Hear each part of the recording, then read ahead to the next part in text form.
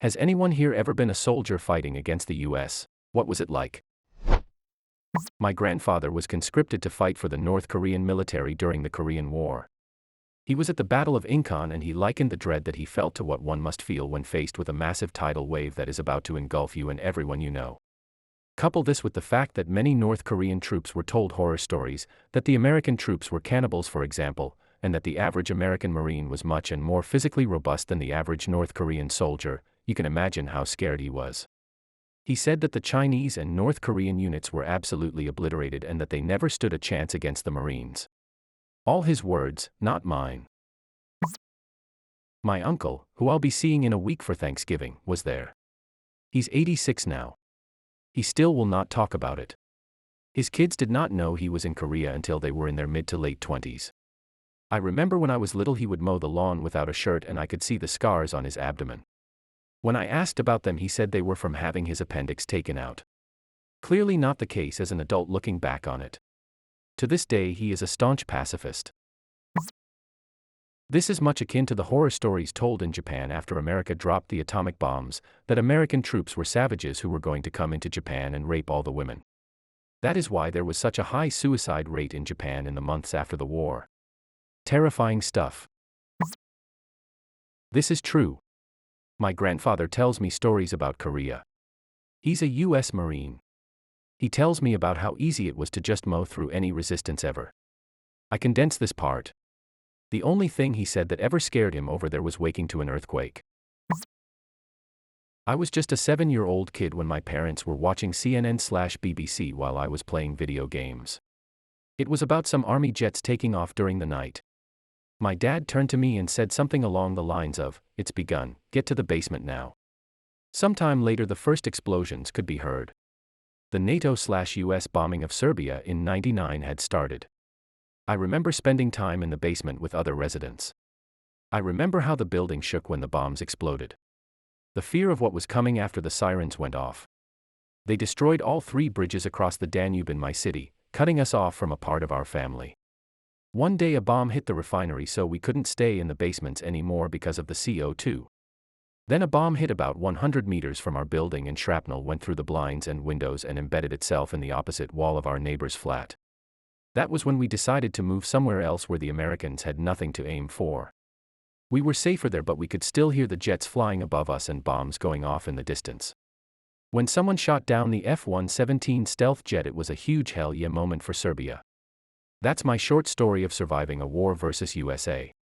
Edit: I forgot to mention they were supposedly only bombing tactical targets. One of my professors was an undergrad in Serbia during the war.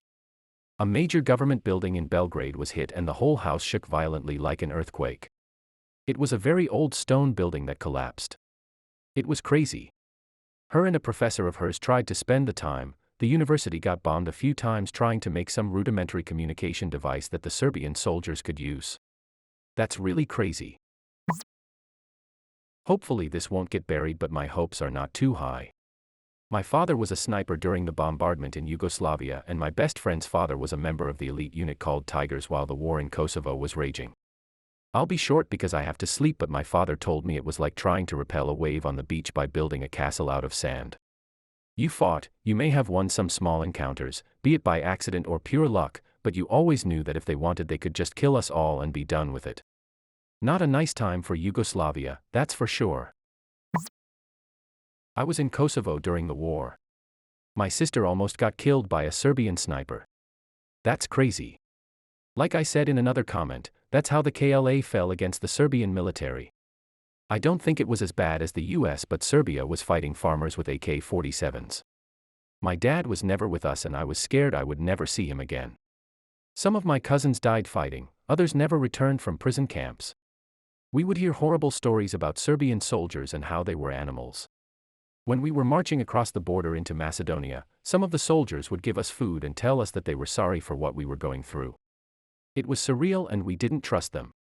We actually threw the food away because we thought it was poisoned even though we were starving. Now I realize that they were just trying to stop the suffering I guess. Serbia may have been bad, but it was nothing compared to time in Kosovo during the war. My great-uncle fought on the German side of World War II. He fought all over the place. Africa, Italy, a small stint in Russia, and he defended France from the D-Day invasion. He was later able to move to the United States as a war refugee.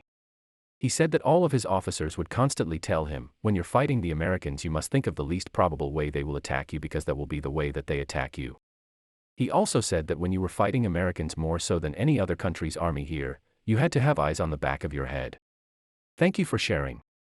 I always find it more than impressive to hear of soldiers who fought on more than one front in World War II. Sebastian Junger very briefly touches on this in War. He writes at length about how incredibly terrifying and physically transforming it is to be in combat for American soldiers. Given all that, Junger then asks one of the American soldiers what it must be like for a Taliban combatant to face off against an Apache helicopter, and the soldier pretty much just shudders.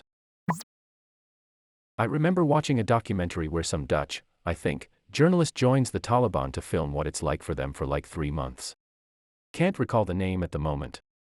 At one point the unit he's with gets information that their commander's position has been compromised and has to move to another location. It's briefly mentioned that the Taliban are used to attacks by drones, etc. However, the commander is seen to be visibly worried because it might be an AC-130.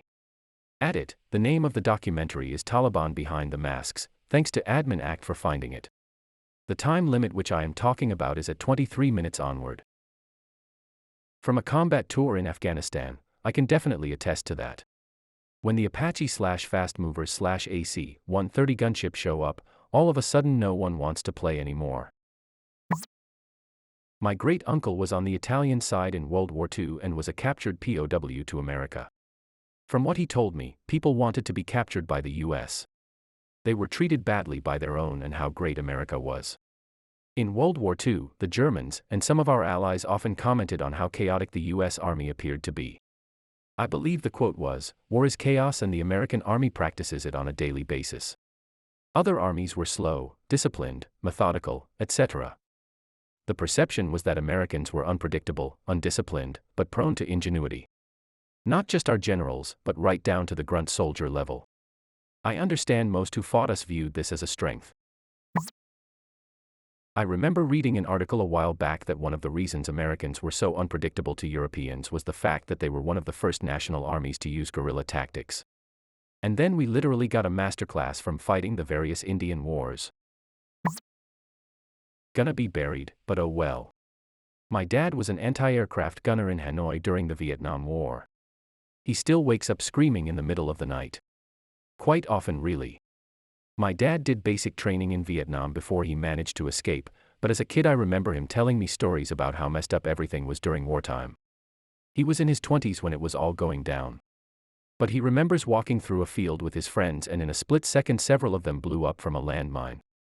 Another story he told me that sticks with me to this day was when some of his friends were out drinking the night before they were supposed to enlist. Sitting around a table, completely hammered, singing songs and trying to forget about the terrible things they may have to encounter, one of the friends dropped a grenade underneath and ended it all before the hell even began.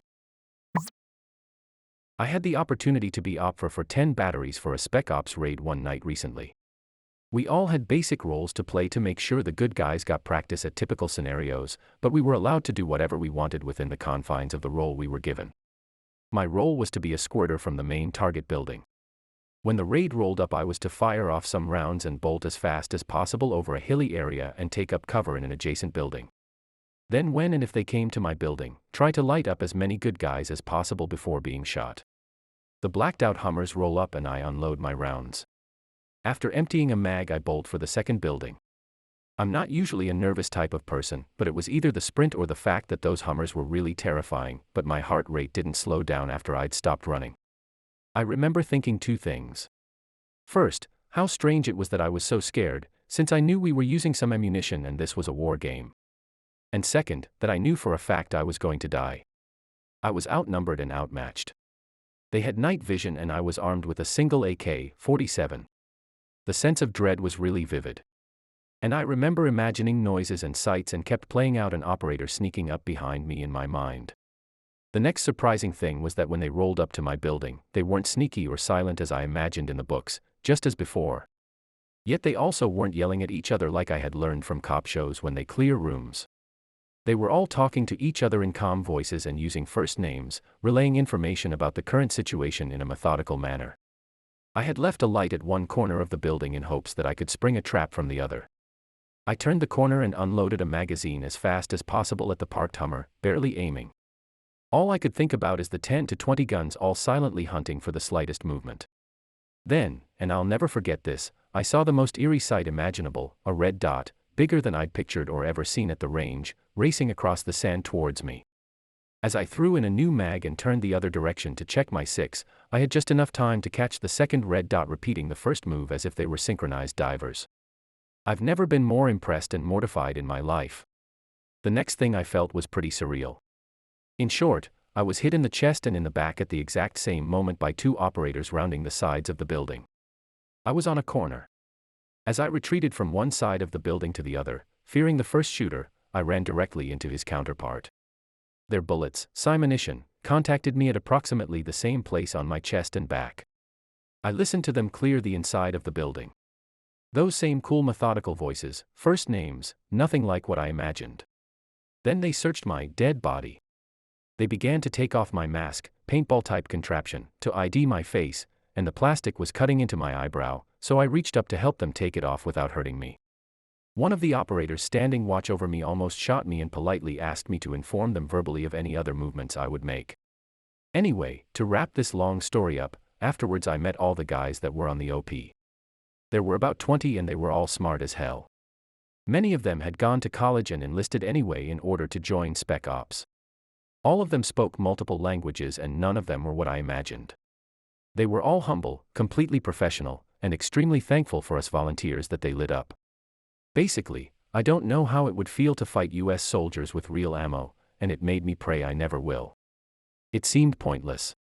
Disclaimers: these guys weren't practicing with air support that night. It would have been even more terrifying with that on my mind. Also, a friend of mine who's an operator wasn't sure why they'd have red dots equipped while using night vision goggles.